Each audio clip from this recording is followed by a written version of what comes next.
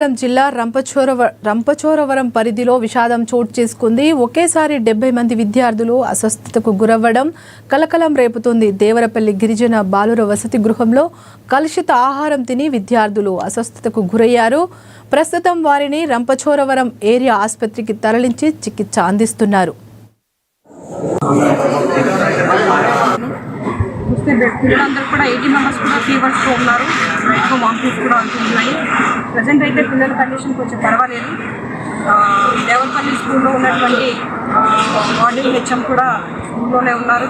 కాకపోతే మరి ఇలా ఎందుకైందో తెలియదు. పూర్తి ఎంక్వైరీ మేము చేసుకునే ఉన్నాం. ఆల్రెడీ హెల్త్ డిపార్ట్మెంట్ నుంచి టీఎంహెచ్ఓ గారు వెళ్ళి ఫుడ్ శాంపిల్స్ అని కూడా తీసుకోవడం జరుగుతుంది. ఏదేమైనా సరే నేను అధికారులకి ఇప్పుడు ఐటీడీ పీఓ గారు కూడా రావడం జరిగింది. ఇన్సిడెంట్ జరిగిన వెంటనే నేను మన ట్రైబల్ మినిస్టర్ గారు అయినటువంటి సంజయ్ రాణి గారికి కూడా విషయం తెలియజేశాం. కలెక్టర్ గారి దృష్టిలో కూడా పెట్టాము. పుట్టగుట్టిన వారు కూడా వెంటనే డిపార్ట్మెంట్ అందరినీ కూడా పిలిచి ఎంక్వైరీ స్టార్ట్ చేయమని చెప్పారు. ఏదేమైనా సరే ఈరోజు పిల్లలు ఎవరికి ఎటువంటి ప్రమాదం లేదు కాబట్టి సరిపోయింది. ఒకవేళ అనుకోని పరిస్థితులు ఏదైనా అయి ఉంటే నిజంగా అది ఇప్పటికీ మర్చిపోలేటువంటి సంఘటనగా మారేది. కనుక ఇప్పటికైనా నేను మొన్న మీరు చూశారు ఒక వేరే సేమ్ ఎస్టీ హాస్టల్లో కూడా సేమ్ ఇట్లాగే సడన్గా నేను విజిట్కి వెళ్తే అక్కడ కూడా పరిస్థితి ఇట్లాగే ఉంది. ప్రతి ఒక్కరికి వార్డెన్స్ కానీ హెచ్ఎంస్ కానీ ఒకటే చెప్తా ఉన్నాం, పిల్లలకి మంచి ఆహారాన్ని అందించండి.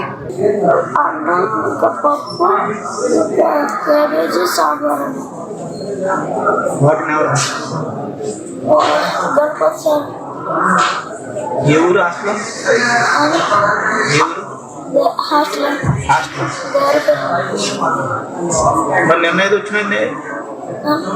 నిన్నేం తిన్నారు?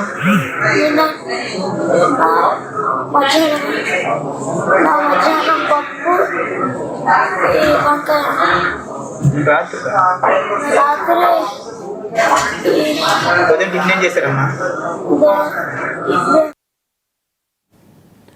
నారాయణ